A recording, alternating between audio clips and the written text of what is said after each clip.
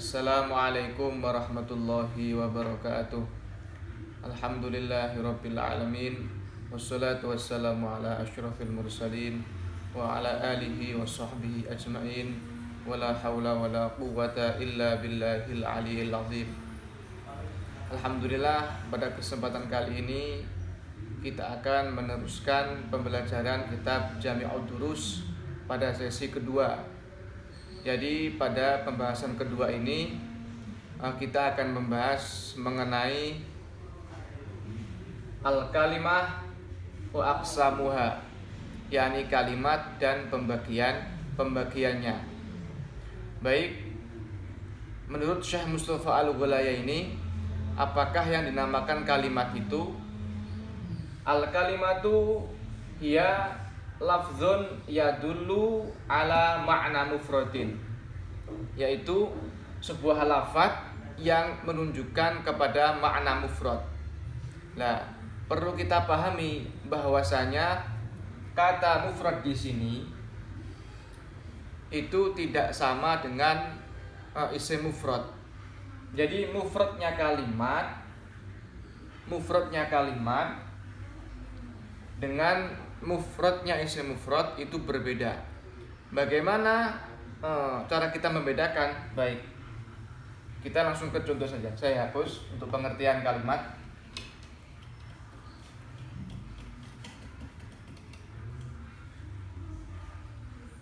Contohnya seperti ini.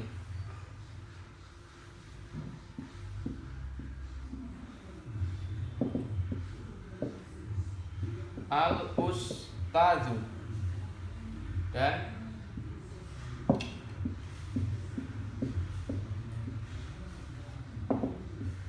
ja'a al-ustadzu. Baik, ada dua contoh. Dalam dua contoh ini, yang dinamakan kalimat adalah seperti halnya lafaz al-ustadzu. Jadi al-ustadzu ini namanya adalah kalimat. Dia bentuknya mufrad. Artinya mufrad, lafaz al-ustadz tidak tersusun, tidak memiliki dua bagian. Dia mufrad dalam lafadznya. Yang mana al-ustadz niki disusun dari beberapa huruf. Ada al, ada hamzah, ada sin, ada ta, ada dal. Jadi mufradnya kalimat adalah dia yang tidak disusun, lafaz yang tidak tersusun, yaitu mufrad dengan sendirinya. Al-ustadz ini mufrad dengan sendirinya. Yang mana dalam pengertiannya bahwasanya kalimat adalah sebuah lafaz. Maka kalau kalimat adalah sebuah lafaz, dia harus merupakan suara. Karena pengertian lafaz adalah sautun mustamilun ala ba'dil hurufil hijaiyah. Karena pengertian dari lafaz itu sendiri adalah sebuah suara yang mengandung sebagian huruf hijaiyah. Kalau memang kalimat itu adalah sebuah lafaz, maka kalimat itu harus memiliki kandungan dari beberapa huruf hijaiyah, harus tersusun dari beberapa huruf hijaiyah. Terbukti bahwasanya lafaz al-ustadz ini merupakan susunan dari beberapa huruf hijaiyah. Ada al, ada hamzah, ada sin, ada ta, ada alif, dan ada dal. Menunjukkan bahwasanya al-ustadz adalah dinamakan kalimat. Berbeda lagi dengan ja'a al-ustadzu. Contoh ja'a al-ustadzu ini bukan dinamakan kalimat. Karena apa? Ada dua lafaz di sini. Yang mana kedua lafaz ini dinamakan tarkib, dinamakan susunan. Maka ketika sudah ada dua lafaz yang itu memiliki makna sendiri-sendiri, maka sudah tidak dinamakan kalimat, melainkan dinamakan tarkib. Jadi tarkib itu macam-macam. Ada tarkib idhofi, ada tarkib isnadi, ada tarkib masjid, dan lain sebagainya. Kita gak bahas itu dulu. Kita bahas yang namanya kalimat. Jadi inti kalimat itu apa? Kalimat adalah sebuah lafaz yang memiliki makna mufrad. dalam arti dia tidak tersusun. Nah, kalau dalam bahasa Indonesia kalimat itu dinamakan kata. Kalau dalam bahasa Indonesia kalimat dinamakan kata. Kemudian kata itu apa? Kata di sini ada 3 pembagian. Wahya salah satu aksamin. Kalimat itu ada 3 macam. Kata ada 3 macam. Apa saja? Yang pertama ismun. Yang kedua fi'lun. Yang ketiga harfun. Yang pertama adalah kalimat isim, yang kedua kalimat fi'il, yang ketiga kalimat huruf. Selamanya yang namanya kalimat hanya ada 3. Kalau tidak isim ya fi'il, kalau tidak fi'il ya huruf. Itu pasti. Tidak mungkin ada kalimat lain selain ketiga ini. Yang namanya kalimat selamanya pasti hanya 3. Kalau nggak isim, fi'il. Kalau nggak fi'il, ya huruf. Baik. Kita membahas mengenai isim dulu. Jadi untuk pembahasan kali ini kita tidak membahas ketiga kalimat ini. Tidak membahas ketiga-tiganya, kita bahas isim dulu. Karena memang butuh waktu banyak untuk menerangkan per kalimat. Jadi untuk pembahasan kali ini kita membahas kalimat, pembagian kalimat, dan kalimat isim. Untuk selanjutnya kita tidak bahas fi'il dulu, tapi kita bahas tanwin. Jadi untuk sesi selanjutnya setelah sesi kedua ini kita nanti akan membahas tanwin. Karena tanwin ada beberapa macam di kitab Jami' Durus itu. Ada beberapa macam mengenai tanwin, pembagian daripada tanwin. Oke, yang pertama isim. Pembagian kalimat yang pertama adalah isim. Dalam kitab Jami'ud Durus diterangkan bahwasanya al-ismu ma dalla ala makna fi nafsihi ghairi muqtarinin bi zamanin. Oke. Yang dinamakan isim itu apa?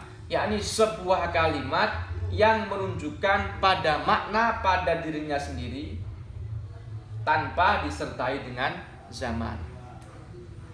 Oke, kita perinci. Seperti contoh Khalid dan Faros.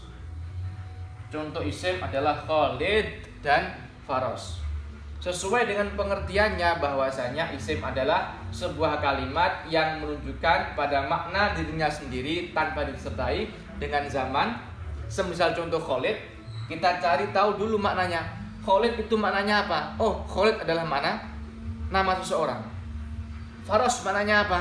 Faros adalah maknanya hewan atau bisa disebut dengan kuda, hewan yang berupa kuda. Lafadz Khalid dinamakan isim. Karena apa? Ia memiliki makna pada dirinya sendiri tanpa disertai dengan zaman. Bagaimana cara kita mengetahui lafadz itu memiliki zaman atau tidak? Coba kita sertai zaman lafadz Khalid. Oke, coba lafadz Khalid kita sertai dengan zaman. Karena memang pertama kali untuk isim ya, mohon maaf, pertama kali untuk isim yang harus kita ketahui adalah mencari tahu dulu artinya. Jadi seperti halnya yang kita sampaikan kemarin bahwasanya bahasa Arab itu kuncinya adalah mengerti arti. Kalau tidak mengerti arti, ya harus cari tahu bagaimana artinya seperti itu. Harus tahu artinya dulu.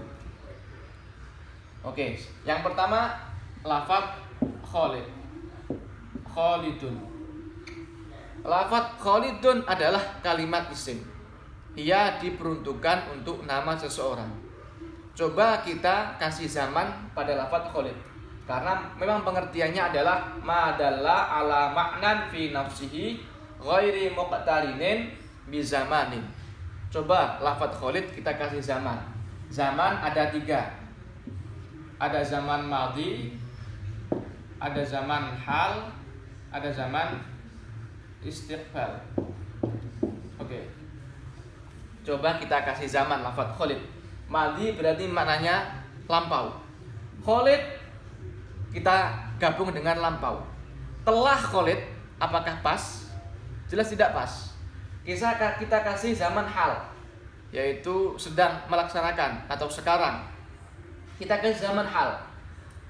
Sedang Khalid tidak pas.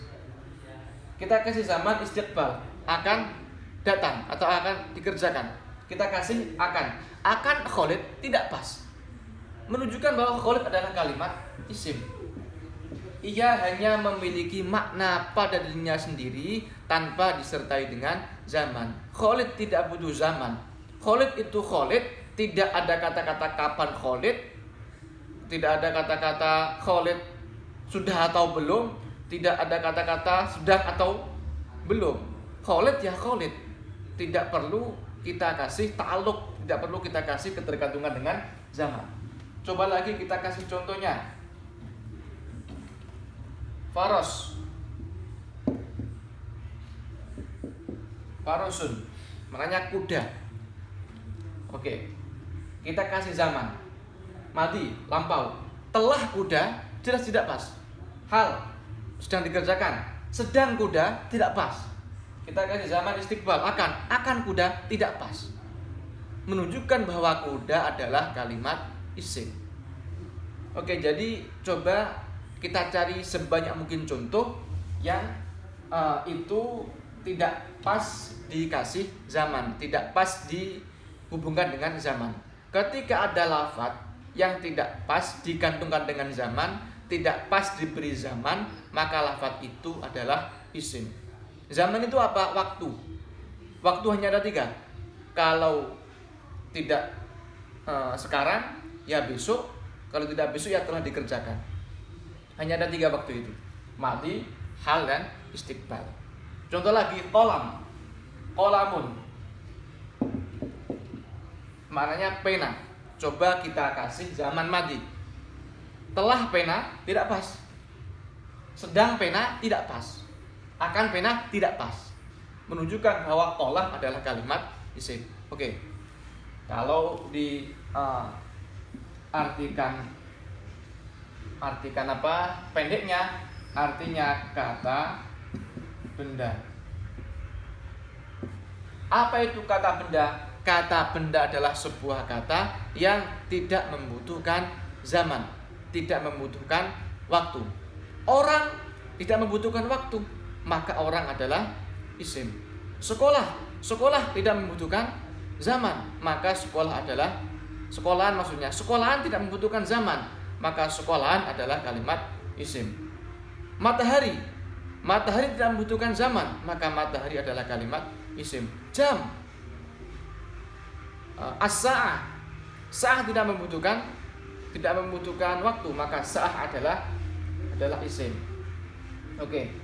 Kemudian ketika kita tidak mengetahui bahwa itu kalimat isim, maka ada cara lain, yaitu mengetahui alamatnya, mengetahui tanda-tanda daripada kalimat isim itu sendiri. Di sini ada 4 alamat, ada 4 tanda untuk kita bagaimana cara bisa mengetahui kalimat isim. Yang pertama adalah al. Alamatuhu al. Yang pertama cara kita mengetahui kalimat isim adalah dengan alamat atau dengan tanda kemasukan al. Baik, kita hapus dulu.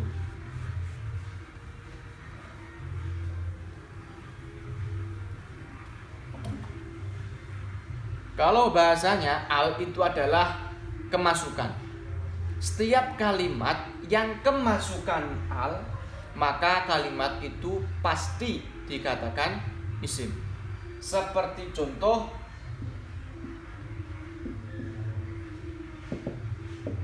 al-madrasatu.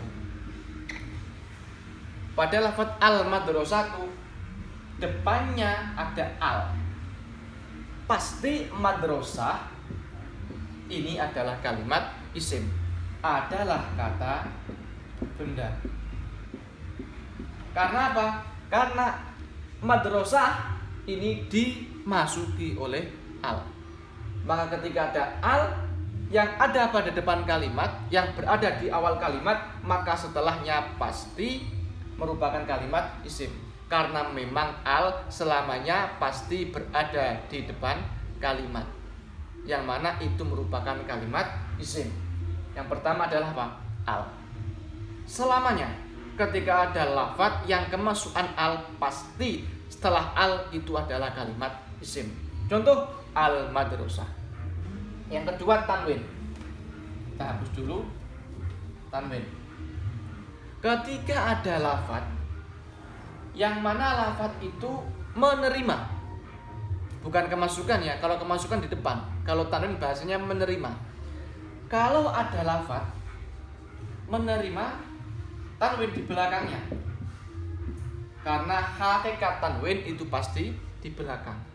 Kalau ada lafadz di belakangnya ada tanwinnya, sudah pasti lafadz itu adalah merupakan kalimat isim. Sudah pasti. Seperti contoh qolamun. Qolamun. Di belakang lafadz qolamun, yaitu di huruf mim ada tanwinnya. Sudah pasti lafadz qolamun ini adalah kalimat isim. Karena memang tanda yang kedua adalah bisa menerima tanwin. Kemudian yang ketiga, lafadz tersebut bisa dimasuki oleh huruf nida, yaitu huruf yang menunjukkan undangan atau huruf yang bahasa Indonesia untuk memanggil, huruf yang fungsinya untuk memanggil. Seperti contoh ya Zaidu, ya Zaidu. Meskipun Zaidu tidak ada tanwinnya, karena nanti akan kita bahas di belakang bahwasannya nanti ada yang namanya ketentuan nida ya. Nanti di belakang kita bahas. Ketika ada lafadz yang depannya ada huruf ya-nya seperti ini, yang dinamakan huruf nida.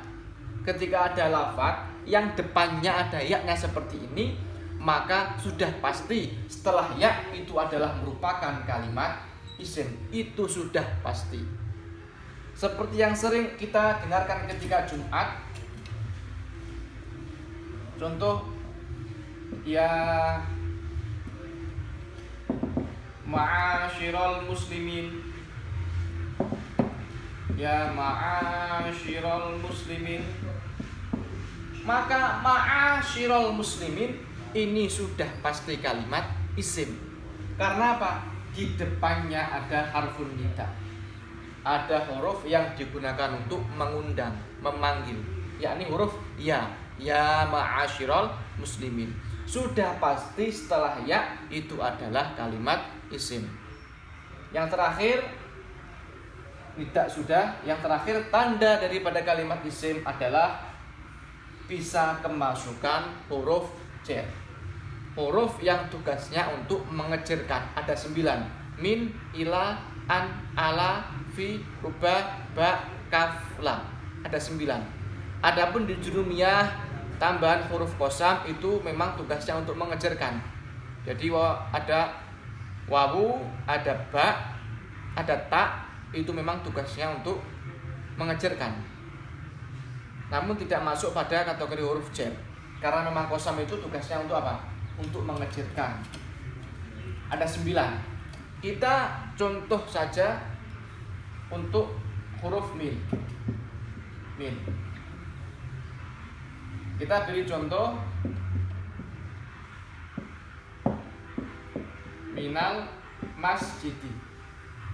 Min merupakan huruf jar karena min tugasnya untuk mengecirkan. Ada lafadz minal masjidi, otomatis lafadz al masjidi ini adalah kalimat isim. Sudah pasti. Karena apa? Karena di depannya ada min. Loh, di sini kan min. Kok bisa mina? Bagaimana caranya? Caranya adalah harokat al. Harokat al ini dibuang. Kemudian min yang asalnya sukun diganti dengan harokatnya al yang ada di masjid. Bagaimana? Menjadi minal masjidi. Yang asalnya min harokatnya sukun dipindah ke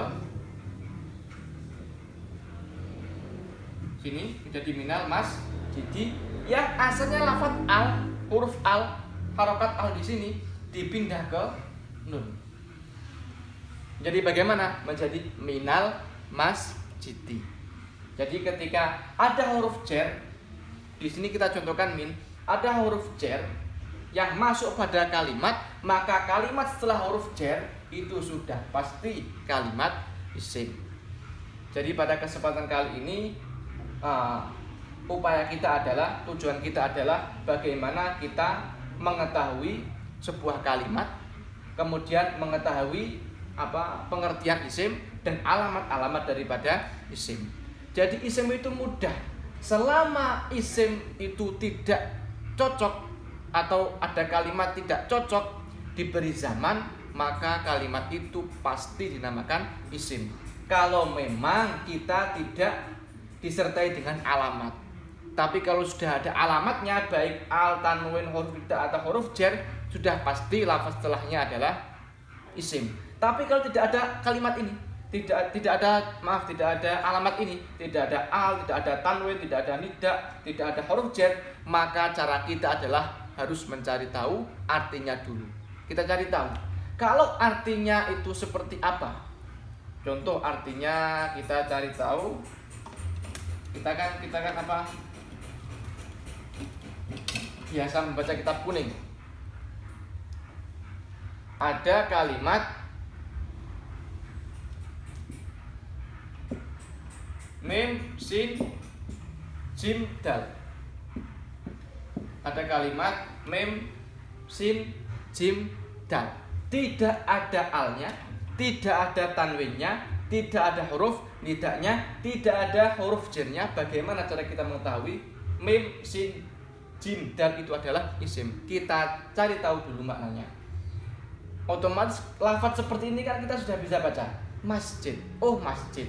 Kita kasih zaman aja, akan masjid nggak pas, sedang masjid nggak pas, telah masjid nggak pas. Oh, maka masjid adalah kalimat isim. Ini cara kita mengidentifikasi bahwa ketika tidak ada alamat-alamat yang disertakan oleh kalimat isim. Jadi untuk kesempatan kali ini kita cukupkan menyampaikan pengertian kalimat dan kalimat isim dulu. Untuk selanjutnya kita akan membahas apa yang dinamakan fi'il dan huruf. Sekian, semoga bermanfaat. Wallahu a'lam bishawab. Assalamualaikum warahmatullahi wabarakatuh.